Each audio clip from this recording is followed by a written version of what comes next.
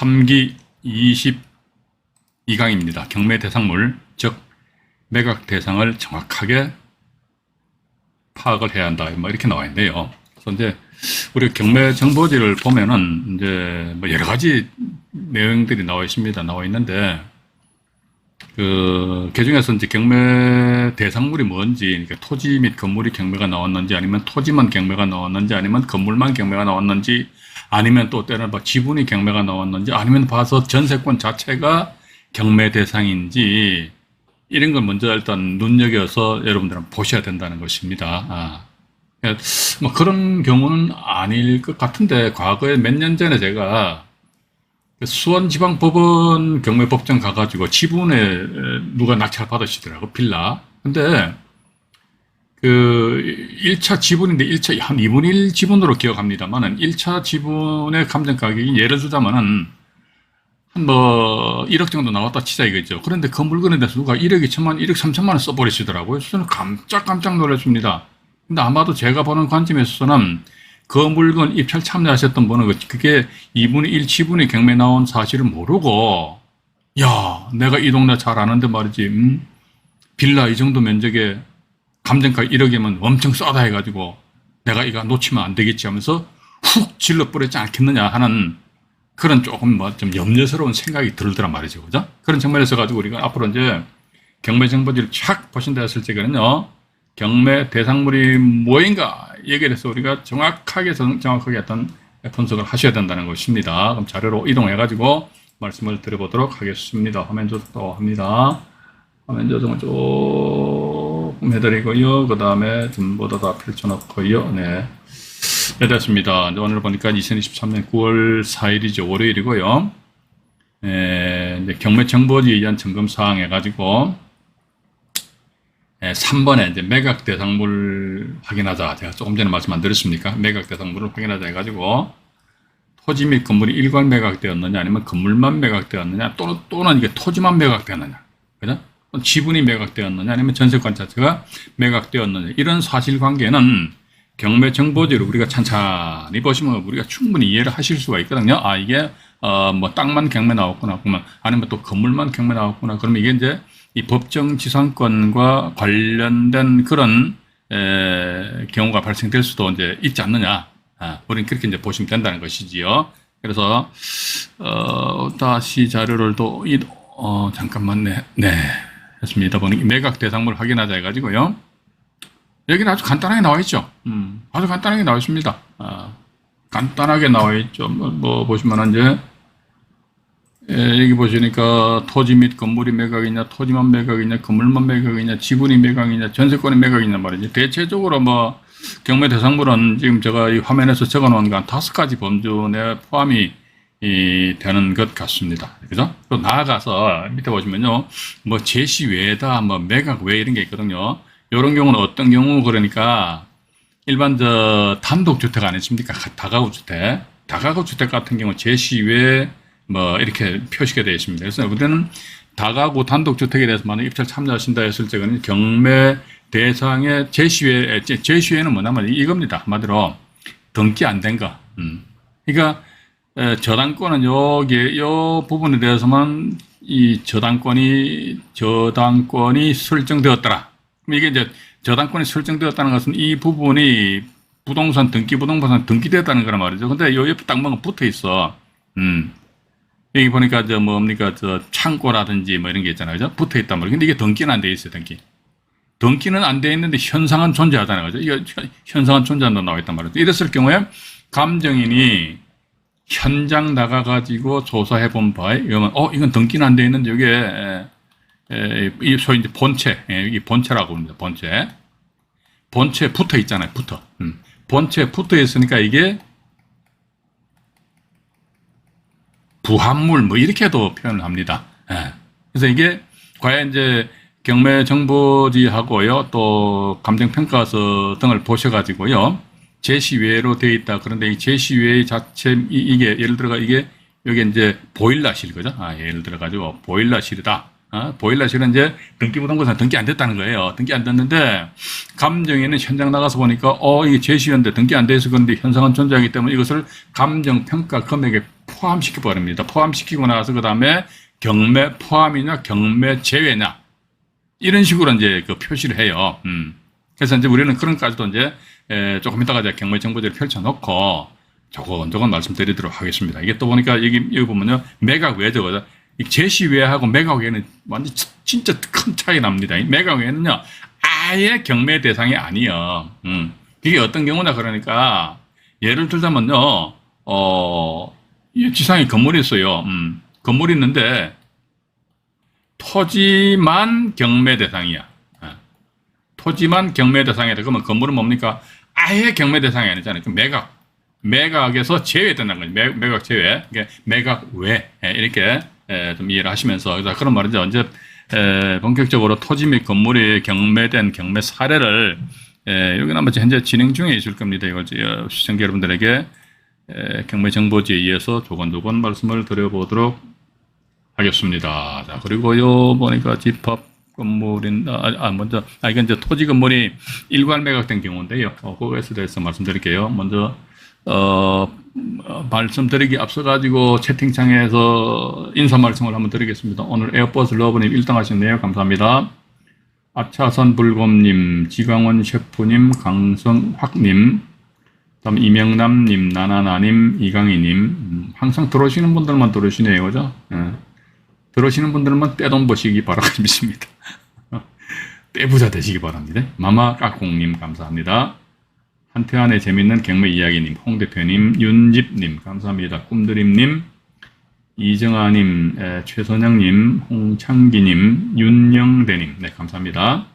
리키님, 또 알까기 대왕님, 치토스님, 무지개님, 린더버거님, 아리수님, 안시현님, 오늘 처음 들으셨네요. 같은 종시니까 앞으로 종종 라이브 방송에서 뵙기를 희망합니다.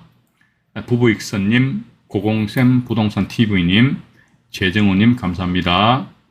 매주콩님, 홍대희님, 또 누구신가요? 김혜진님, 네, 감사합니다. 민주지사님, 어호님, 브라이트 아영님, 윤집님 소개로 오신 분이시죠? 네.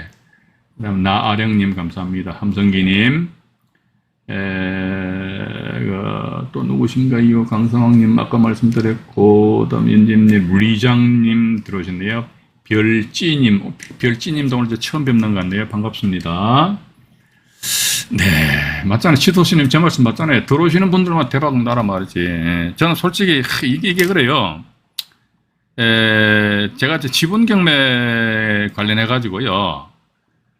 그 전부터 이런 경우가 발생되면은 이게 지분을 낙찰받아 가지고 통상적으로 이 경매로 날려버리잖아요, 그죠? 그러니까 소위 경매에 다시 붙이는데 이런 경우가 되면 완전히 이게 대박이 날 수 있는 그런.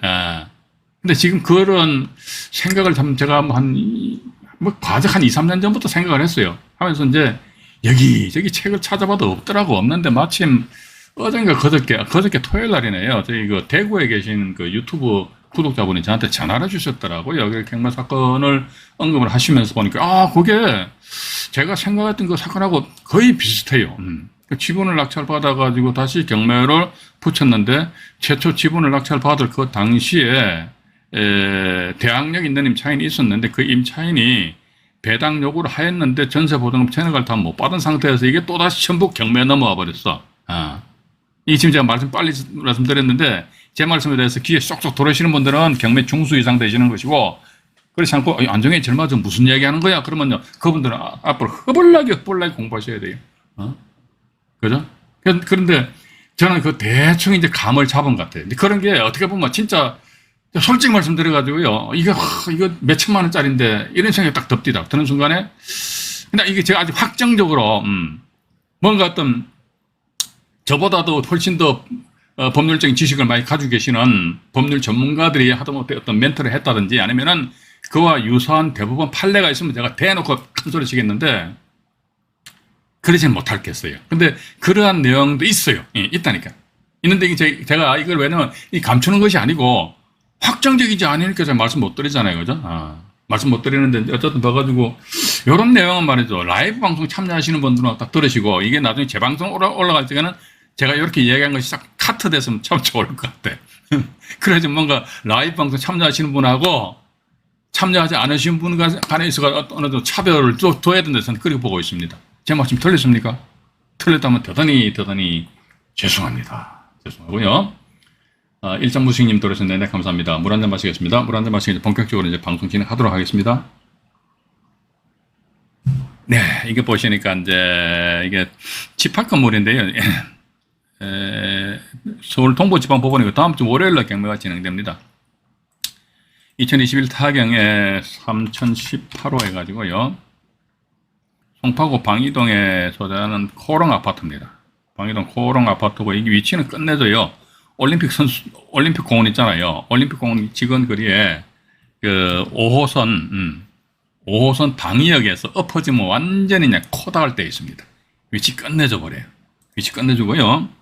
이 건이 보니까 전에 면적이 25.7평이잖아요. 25.7평인데 통칭 32평형으로 불려집니다. 이게 32평형으로 불려져요. 32평형으로 불려지면서 현재 최근에 올해 2023년도 7월달하고 8월달에 보니까 13억 5,500 또 13억 6천만 원에 거래를 했어요. 근데 이 건에 보니까 요 13억 5,500만 원은요 8층입니다. 13억 6천만 원을 보니까 4층이에요. 근데 본건 3층이잖아요. 그러니까 거의 뭐 13억 한 6천 정도 언저리에서 우리가 이제 실제 거래 현재 거래된다면은 자 그런데 이게 16억으로 평가됐단 말이죠. 야 이거 조금 높다. 그죠? 조금 높게 약 한 2억 한 5천만 원 정도 2억 한 4, 5천 정도 높게 평가된 거 아닙니까? 그죠? 이러다 보니까 이제 2차 기일에서 한번 이렇게 유찰돼 가지고 20% 깎아 가지고 법원에서 5월 22일 날로 해서 새로이 경매를 진행시키려고 그랬는데 아마 경매 기일 자체가 변경된 것 같습니다. 변경된 상태에서 이제 건번에 2차 9월 11일이죠. 다음 주 월요일 날 해가지고 12억 8천만 원에 본사간의 경매가 진행되거든요. 근데 우리 투자자 입장에서 봐가지고요. 이 금액 이거요. 제가 뭐 수차 말씀 많이 드립니다만은요. 감정 가격은 여러분 절대로 신뢰하시면 안 됩니다. 세사 믿을 바 못하니까 감정 가격이다. 그러다 제가 감정 평가 뭐 주식회사 한강 감정인데 이 회사를 제가 부인하는 건 아니에요. 이거 어쩔 수 없습니다. 왜냐면 이 건의 가격 시점 언제입니까? 2022년 1월 11일이잖아요. 그럼 감정인은요. 작년 1월 달에 현장 나가서 조사해 보니까 16억, 이때는 16억 했겠지요. 그런데 지금 보니까 1년 좀 더 지나고 23년 9월 달쯤에 보니까 이제 13억 5,500만 원 이렇게 나온단 말이에요. 가격이 이제 조금 떨어진 상태에서 이제 지금 현재 회복 국면으로 이제 다시 올라갔다는 것이죠. 그죠? 그런 측면에서 가지고 이 날짜만 입찰을 원하신다 하더라도 그러면은 글쎄요. 가지고 좀 뭐 제가 보는 관점에서는 현재 거래되는 금액 13억 6천만 원인데 이 금액 이상으로 난 가지고 돈 받겠다고 뭐 이렇게 훅 질러 버릴 수도 있지 뭐. 그러나 이게 법원 경매를 그렇게 경매 법정에서 돈 자랑하는 거 아니다. 저는 그렇게 보고 있습니다. 그래서 일단 이거는 이제 9월 11일 경매가 진행 중에 있고요. 여기에서 지금 제가 이제 경매 정보지에 의해서 뭘 받은 게 매각 대상이 뭐냐 이걸 보셔야 된다는 것이거든요. 이게 뭐냐 토지 건물 일괄 매각 아닙니까, 그죠? 토지 건물 일괄 매각인데 장모 씨라는 사람이 이 경매 신청을 하였는데 청구액이 얼마다? 여기 보니까 실명이 나와버리네. 잠깐만요. 다시 요걸 제가 조금 조정을 하겠습니다. 이게 교육 모드로 딱 돌리고 하면은 이제 이름은 이제 실명이 안 나오죠, 그죠? 이렇게 보시니까 토지건물 일괄 매각이다 이렇게 나와 있고요. 이 상태에서 이제 밑으로 잠깐 내려가서 보면요,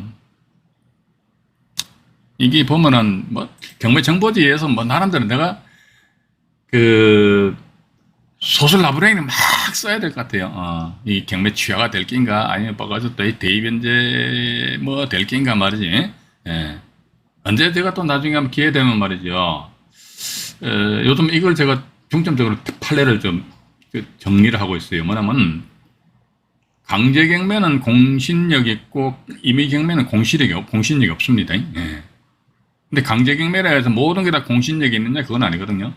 강제경매 중에서도 뭐다 강제경매가 공신력이 있다는 것은 법원에서 판결문을 득했잖아요. 그죠?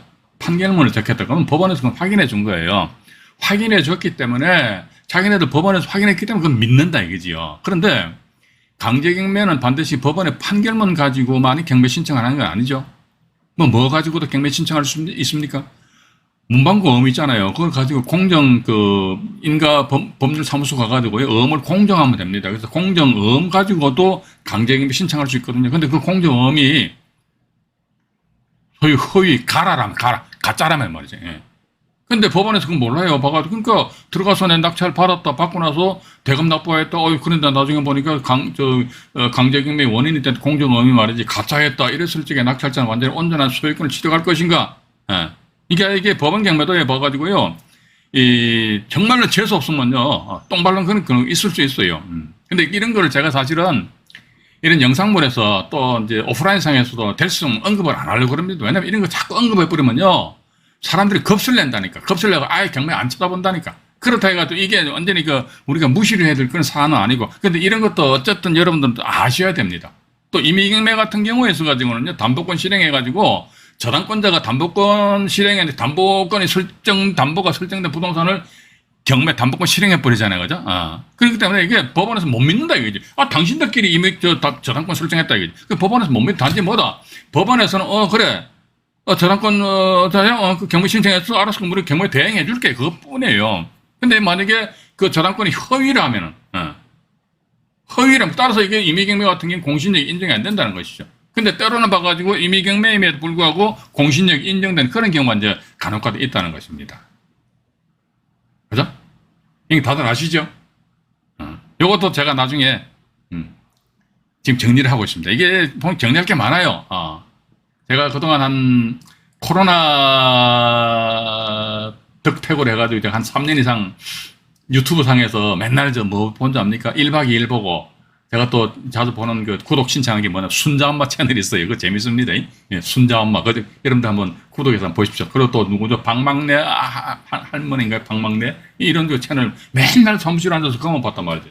예. 이 공부를 이제 등한시하고 판례도 안 보다 보니까 아이고 이제 다 까먹겠더라고. 그래서 이제 올 초부터 해가지고 제가 가지고 있는 책에서 차근차근 정리해보니까, 요런 경우가 있게 되면, 이게 때로는 낙찰자가 낭패를 당할 수 있고, 또 때로는 봐서, 요러한 경우에 이렇게 탁 건드려버리면 낙찰자는 완전히 대박이 터지는 말이죠.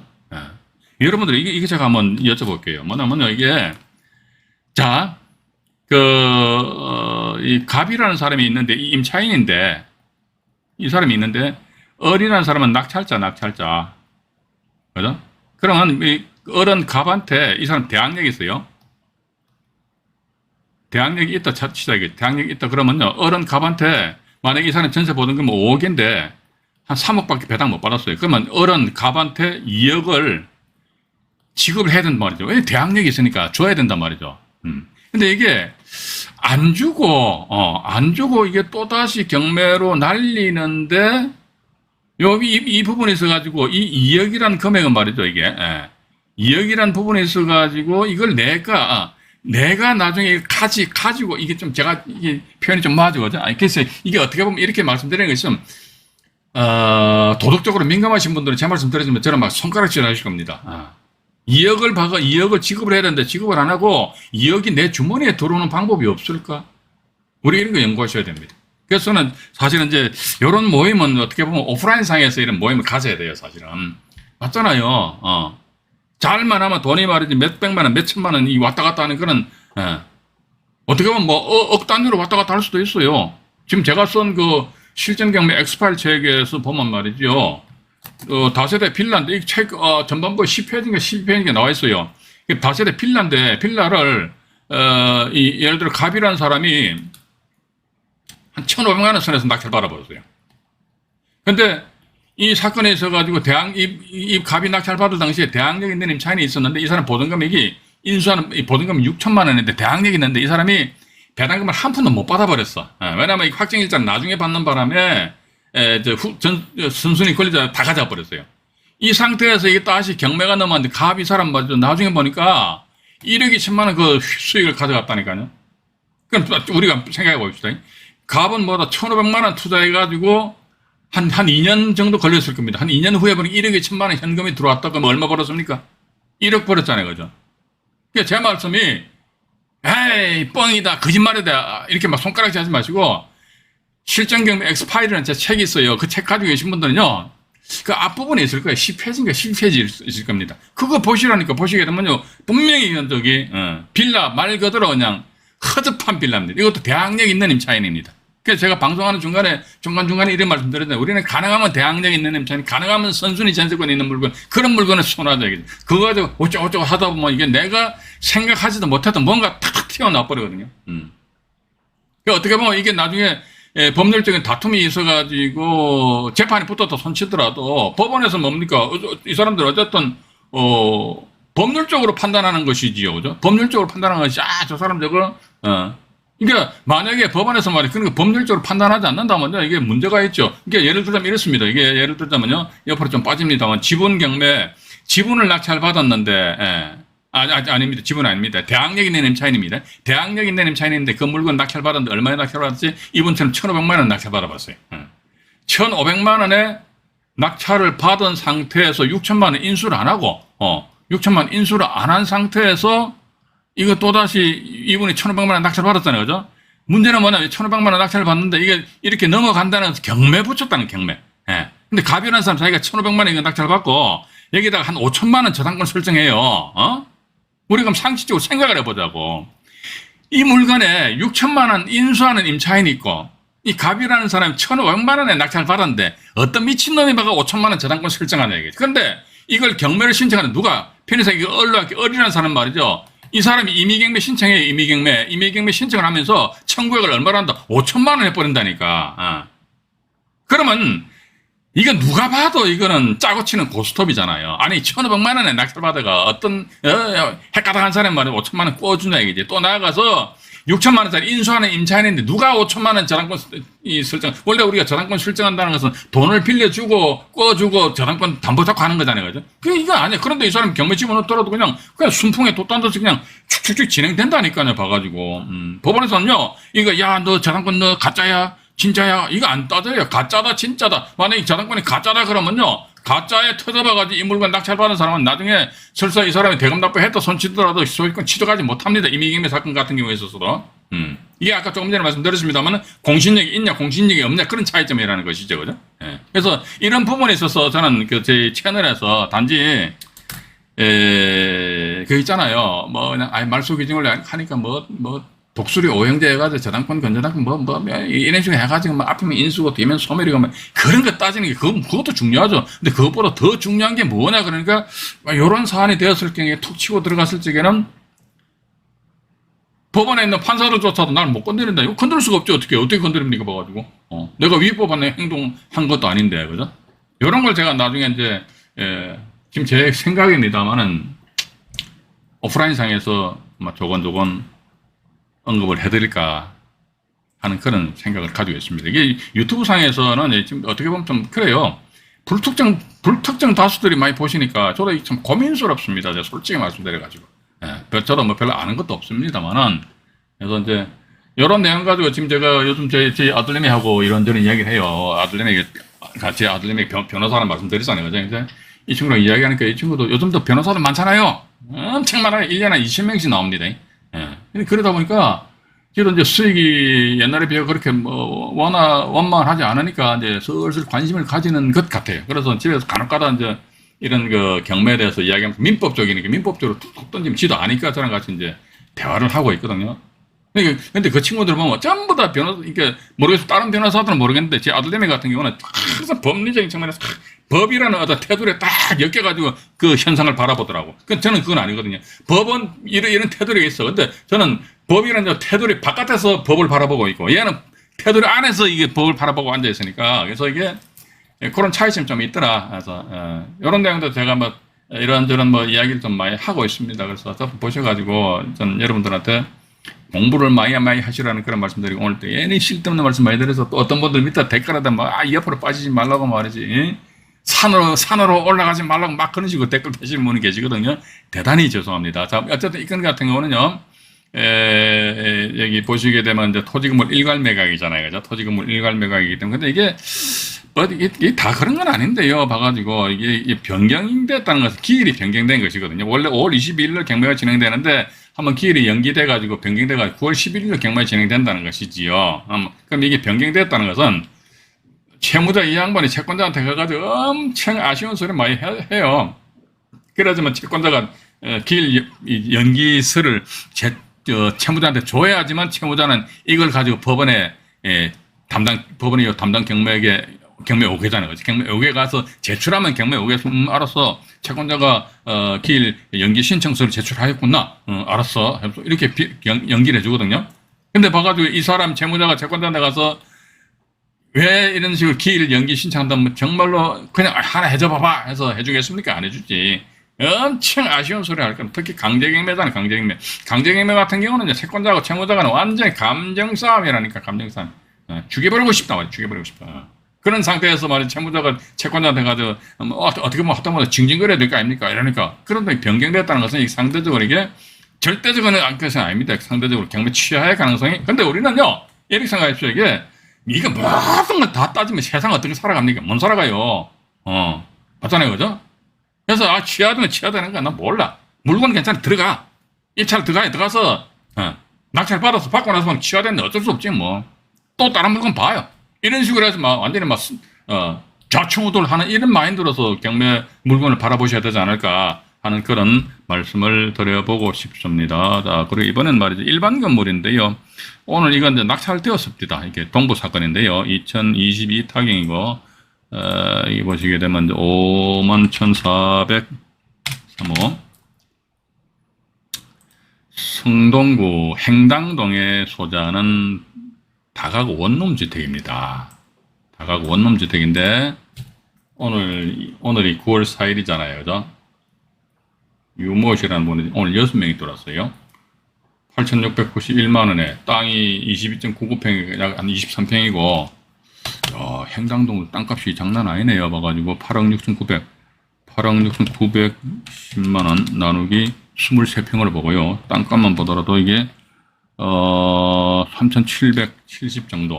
3,770. 그러니까 단독 다가구 주택 같은 경우도 보면 보통 한 자양동 여기도 보면 말이죠. 이 단독 주택 같은 경우에 평당 4,000, 또 6m 도로 끼면 5,000 이렇게 해요.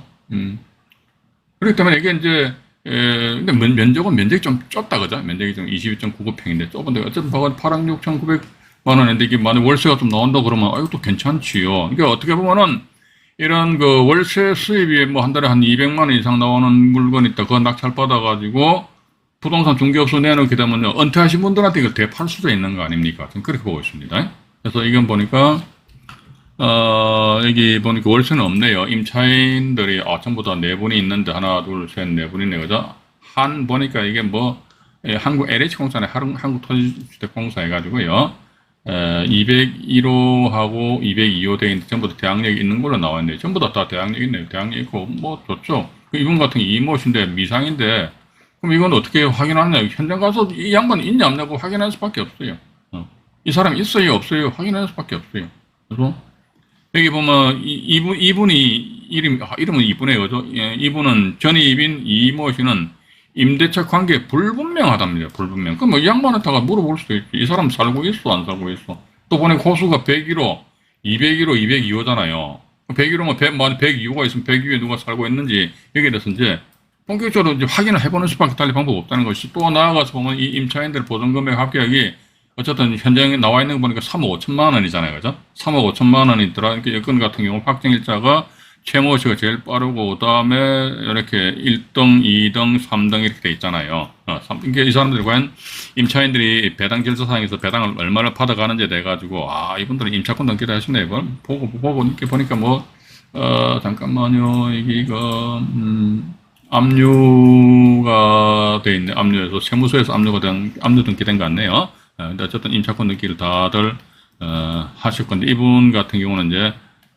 한국토지주택공사는 경매 개시 후에 임차권 등기함, 배당 요구 시 배당 나감 이렇게 나왔습니다.